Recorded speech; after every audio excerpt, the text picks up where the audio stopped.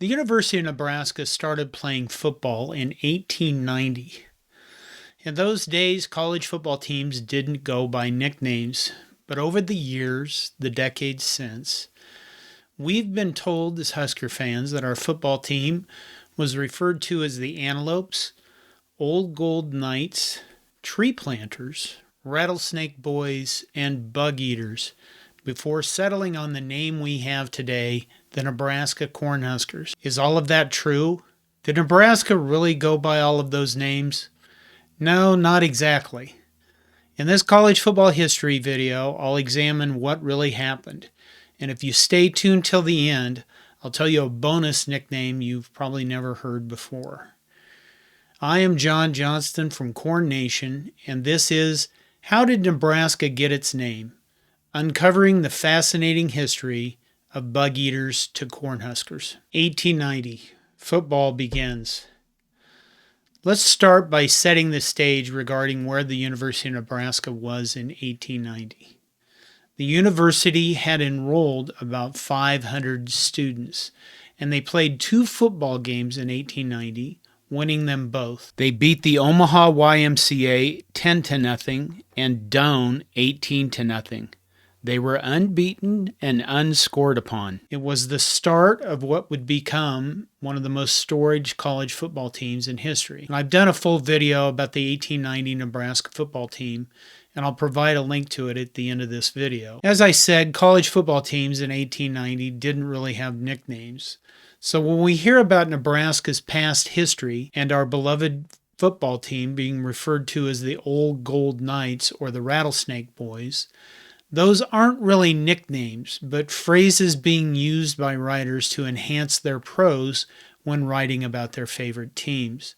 Some examples are in order. I could not find a direct reference to the football team as the Old Gold Knights, but it's interesting to note that old gold is the earliest formal color of the University of Nebraska, as stated in this article from April 15th, 1892.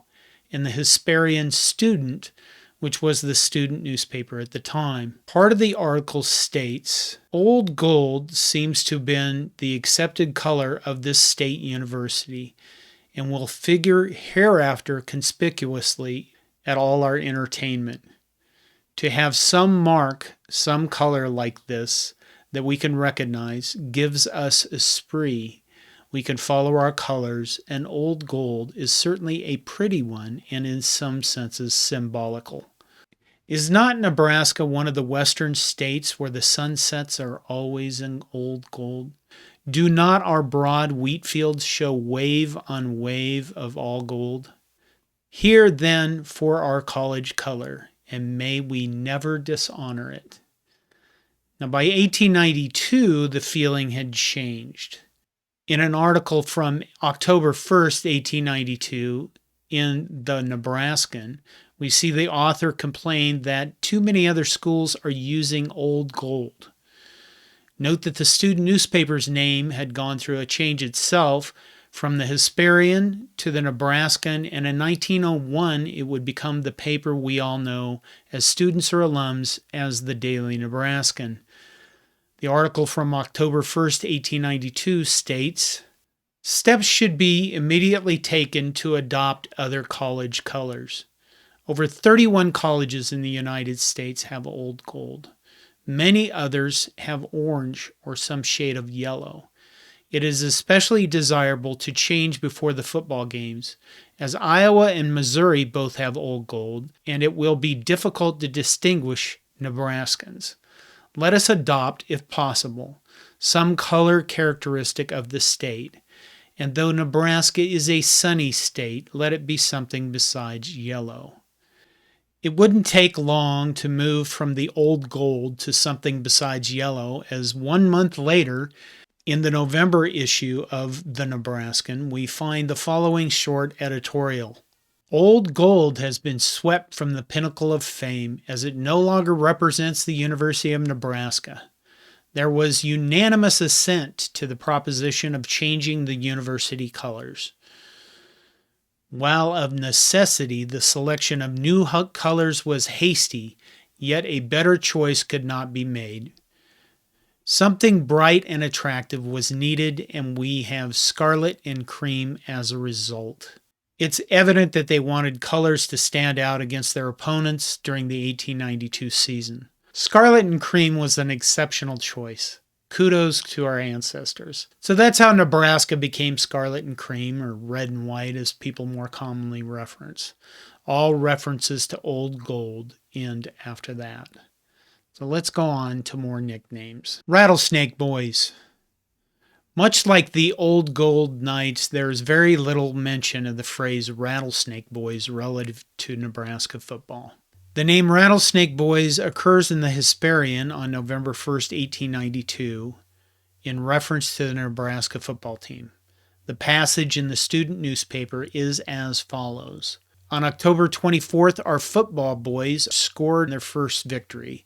And it was a victory, for we have played a team that held the state championship of Illinois for 5 successive years. But when they struck the Rattlesnake Boys of Nebraska, they were severely bitten. Now, that same issue of the student newspaper contained another reference, obviously by the same writer, as later we see a reference to the football team arriving in Denver to play the Denver AC, or Denver Athletic Club. That passage is very simple. At 8 p.m. Friday, the Rattlesnake Boys arrived at the depot in Denver. This appears to be a clear attempt to give the team a nickname, certainly one that was unique. And these are the only references to Nebraska football regarding Rattlesnake Boys I could find. Now, could you imagine if it had stuck, how different our traditions would be? We could have a live mascot, and we could collectively hiss at our opponents as they take the field or we score a touchdown, which would be rather creepy and unique. The possibilities are endless. Let's move on. Antelopes and tree planters.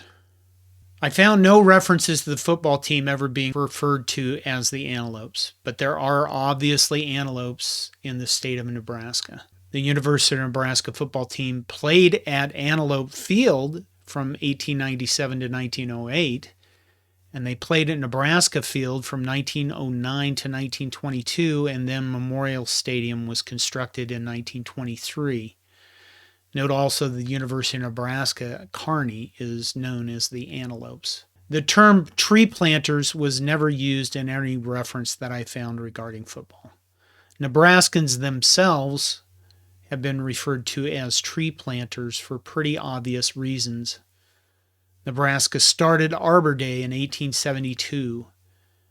Nebraska coined the state name the Tree Planter State in 1895, a term that would last until 1945, when Nebraska became the Cornhusker State.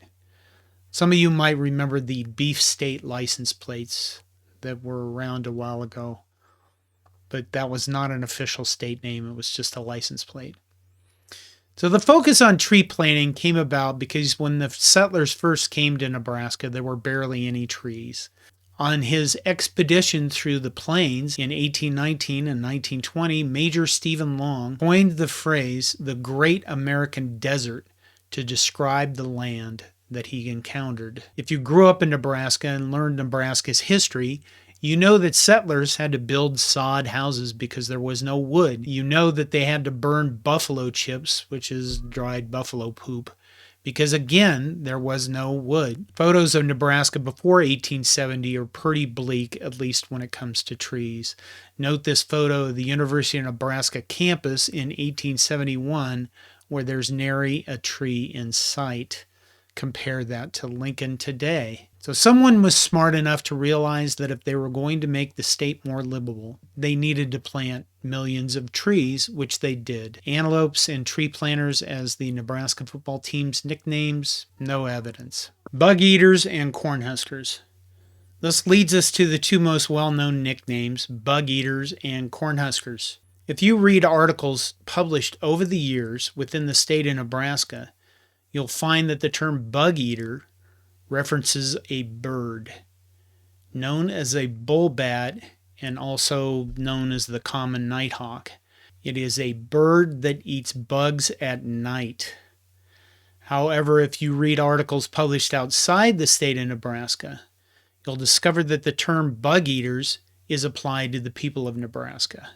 In other words, other states referred to Nebraskans as bug eaters, much the same way they referred to Kansans as jayhawkers, or from people from Indiana as Hoosiers, and nobody knows the origination of that name. And those people from Iowa as idiots out walking around, because that's what it stands for. So why did they refer to the people of Nebraska as bug eaters? I found an article that stated how the term originated. The article is from February 7th, 1902 in the Kansas Farmer Mail and Breeze, which is a really weird name for a newspaper. But the article states that the term originated in a speech. Basically what happened was a group of Nebraskans went east, and I assume that meant they went to the federal government, and asked for aid. Because in 1874, a plague of grasshoppers ate everything. In the speech was this reference: the voracious grasshoppers had even eaten the tires off wagon wheels and were devouring the railroad tracks. Why, the people have nothing but grasshoppers and bugs. And from then on, Nebraskans were known as bug eaters. But it wasn't just because of the speech itself. To understand the impact of the 1874 grasshopper plague, we need some context. So grasshoppers are also known as locusts, and I didn't know this for a long time. But when they say a plague of locusts came and ate everything, what they mean is massive amounts of grasshoppers. If you grew up in Nebraska, you know how big they can get. Because I remember as a child walking through the blue stem in western Nebraska and watching them fly around me with each step. And everything was okay until one landed on your arm and you look down and they are huge. They look enormous and they're terrifying. Now imagine 15 billion of these things descending upon your crops or your town and everything everywhere, and apparently even eating the railroad tracks. So maybe eating the railroad tracks is a bit extreme, but they were so thick they could stop trains. From an article in the Gothenburg Independent on July 8th, 1891, we see the grasshoppers covered the track for a distance of 5 miles, and the wheels of the engine rolled helplessly. And it was apparently because the grasshoppers were so slimy when they got ran over that the wheels of the locomotive couldn't gain any traction on the track. Going back to 1874, an article from the Daily Nebraska Press on November 18th, 1874, indicates that it's so bad that the Army is authorized to issue clothing to the grasshopper sufferers. In an article from HistoryNet, entitled 1874, Year of the Locust, states, in places the mass of insects blocked out the sun for as long as 6 hours. And later in the article, having ravaged the field and trees, the locusts then invaded the farmers' houses, clearing out barrels and cupboards and devouring anything not secreted away in wood or metal containers. They even shredded curtains and clothing, and as a reference later in this article as to how many locusts there are, we have this. In June 1875, Albert Child, a county judge and sometime meteorologist in Plattsmouth, Nebraska, observed one huge swarm as it passed overhead. By telegraphing for reports from surrounding towns and timing the rate of movement, as the insects streamed by for 5 days, he estimated that the swarm was some 1,800 miles long and 110 miles wide. Based on this data, he calculated that it covered an astonishing 198,000 square miles. Now, this is 1875 that we're talking about, so 1874, it's even worse. The locusts of 1874, by comparison, infested an estimated 2 million square miles. That's a lot of infestation. Is it any wonder that the term bug eaters stuck to the people of Nebraska, the term, even after they declared themselves the tree planter state? So let's turn our attention back to football. Is the football team ever actually called the Bug Eaters? Well, November 5th, 1897, the following passage appears in the Hesperian in a game recap against Missouri. After several small games, the Bugeaters got the ball on a fumble. And that's it. That's the only reference I found with directly where the football team was referred to as the Bugeaters. So how did Nebraska switch to the name Cornhuskers? So first I tried to look for the earliest reference of the term Cornhuskers relative to the Nebraska football team. And there is a reference to that term relevant to Iowa in the student newspaper, the Hesperian Student, in 1894. And a game recap includes the line, "We have met the Cornhuskers and they are ours." Now, as I stated earlier, in 1894, teams didn't really use nicknames. And the term Cornhusker in that sentence is not a nickname, but a description. And Cornhuskers were actually people who husked corn by hand. And there are many articles detailing champion Cornhuskers who could husk a lot of corn by hand because they didn't have large machines, obviously, like we do now. Mike Babcock, who knows a lot more about Nebraska history than I do, said in his book Stadium Stories that the term might have been applied somewhat derisively. Well, this is probably true since the writer is a college student who is referencing a cornhusker as a mere manual laborer, and you know how snooty college students can be at times. So if it wasn't the student newspaper that pushed the name Cornhuskers, who was it? The story goes that a newspaper man, a sports writer by the name of Sherman, hated the term Bugeaters and began to use the nickname Cornhuskers to describe the Nebraska football team, because certainly there was a better name to describe our beloved University of Nebraska football team than Bugeaters. So articles that have been published throughout the decades state that Sherman stole the name Cornhuskers from the University of Iowa, but Iowa has never referred to themselves as anything but the Hawkeyes. And the Hawkeye nickname came from a character in the book The Last of the Mohicans. So if Sherman didn't steal the name Cornhuskers from the Iowa football team, where did he get it? Well, there was a Cornhusker sports team in Iowa, the Sioux City Cornhuskers, which was a minor league baseball team. They played in the Western League, which later became the American League of Major League Baseball. Charles Kaminsky purchased the team in Sioux City in 1892 and moved them to St. Paul and later Chicago in 1900, where they became the Chicago White Sox. And this is kind of confusing because there are still references to the Sioux City Cornhuskers up until around 1900, and I really don't care about the baseball history because it's the time I'm more concerned with, and this isn't a baseball video. Stories published throughout the years will tell you that Cy Sherman began using the Cornhusker name in the year 1900, roughly around the same time the Sioux City Cornhuskers stopped using the name. So no doubt Sherman looked at that and thought, well, if that baseball team isn't going to use that name anymore, I will. If Cy Sherman were a mere sports writer in Nebraska, he probably wouldn't have been able to make the Cornhusker name stick. But Sherman goes on to become very well known nationally. In fact, he becomes somewhat of a giant in his field. He helps create the first national football poll, the Associated Press, or the AP poll, in 1936. In 1935, the Associated Press sports reporter Alan J. Gold declared a three-way tie for the national title between Minnesota, Princeton, and Southern Methodist. And Sherman suggested Gold create a poll of sports editors around the nation instead of making his own list, and in 1936 the AP poll was born. Now when it comes to Cornhuskers over Bugeaters, keep in mind that Cy Sherman was trying to not just change the nickname of a football team or university, but change an attitude of how the rest of the nation saw Nebraska.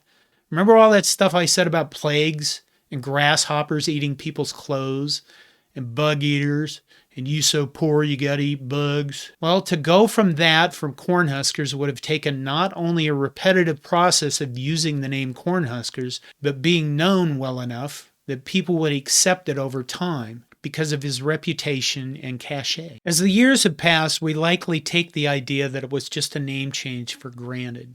But changing people's attitudes is never easy. Nebraska goes from Bugeaters to Cornhuskers. Cornhuskers, a description of people who husk corn. Again, being a vocation of people who grow food that feeds the world, because that's what Nebraska farmers do. That's a very noble profession that we kind of overlook. They grow the food that feeds the world, whether it's corn, soybeans, wheat, oats, barley. I don't know all the crops that are grown in Nebraska, but you get the idea. So Cy Sherman accomplished that, and he retired from the Lincoln Star on July 1st, 1946, after 60 years of being a sports writer. He passed away on May 22nd, 1951, and he became a member of the Nebraska Sports Hall of Fame in 1955. An article in the Kansas City Times on May 24th, 1951, shortly after his death, shows how much Sherman defended the Nebraska Cornhuskers. He wrote well, prolifically and staunchly in support of his beloved Nebraska Cornhuskers.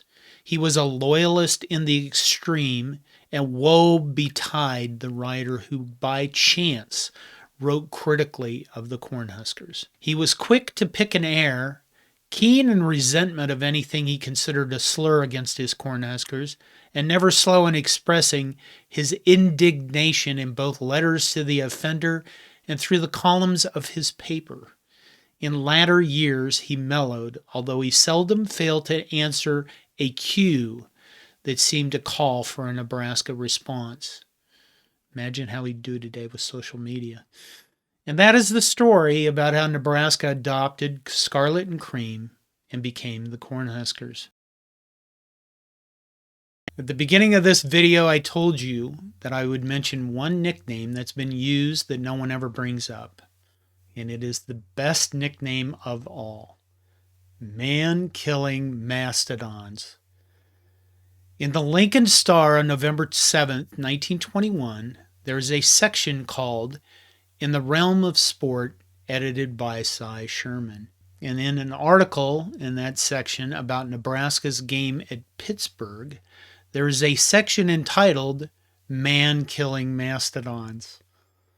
And the section includes the following passage. The football critic on the staff of the Dispatch, it's the Pittsburgh Dispatch, I assume, described the Cornhuskers as a man-killing pack of mastodons in contributing the following comment. In other words, this is the comment that appears in the Pittsburgh Dispatch about Nebraska. A man-killing pack of scarlet-jerseyed mastodons raced onto Forbes Field from the wilds of Nebraska yesterday afternoon, stifled the defiant roar of the pit panther in the most convincing manner, and then trotted away, clinging joyfully to the meaty end of a 10-0 score. Man-killing mastodons, perhaps the most impressive nickname ever given to our beloved Nebraska Cornhuskers. And if we're going to write articles and say that Nebraska was one time referred to as the bug eaters, or the tree planters, or the Antelopes, or the Rattlesnake Boys, then certainly this passage is enough to have man-killing mastodons included in our lore. So, are you familiar with Archie, the giant elephant-looking statue that stands in front of the Nebraska State Museum? You certainly see it if you come into Memorial Stadium on the east side. Archie is a mammoth, not a mastodon. I'm sure somebody could tell you what the difference is. My question is, which is cooler sounding? Man-killing mammoths or man-killing mastodons? I think that man-killing mastodons is much cooler. It sounds more crushy, and it sounds way more physical. So let me know in the comments which you would prefer, mammoths or mastodons. Given today's current technology, one would think that we would be able to resurrect a beast like Archie and therefore have a live mascot. Our football coach could ride in on said mascot and terrify everyone who's on Tom Osborne Field at the time, probably including the head coach, but you have to get used to new things. Did you know that more mammoth remains have been discovered in Nebraska than any other state? and that the world's largest mammoth skeleton is in that state museum you walk by on your way to Memorial Stadium. And as I conclude this video, I'd like to point out that the miss of not including man-killing mastodons in the list of Nebraska's past nicknames is a huge oversight. There are some nicknames in there that barely made any standards. Certainly man-killing mastodons deserves to be mentioned from here on. My name is John Johnston. I am the founder of CornNation and the creator of this video. I hope you enjoyed it. I will continue to do more college football history videos about Nebraska and beyond. So if you have a subject or a topic you'd like me to explore, please let me know. College football has a very rich history, of which people really don't know that much about. Please subscribe to my YouTube channel and like this video so that more people will see it. Share it with your friends, your neighbors, even people you don't like, perhaps even if they're from Iowa. Consider supporting us by picking up a CornNation t-shirt or hoodie. Thank you for watching and take care of yourselves. Go Big Red.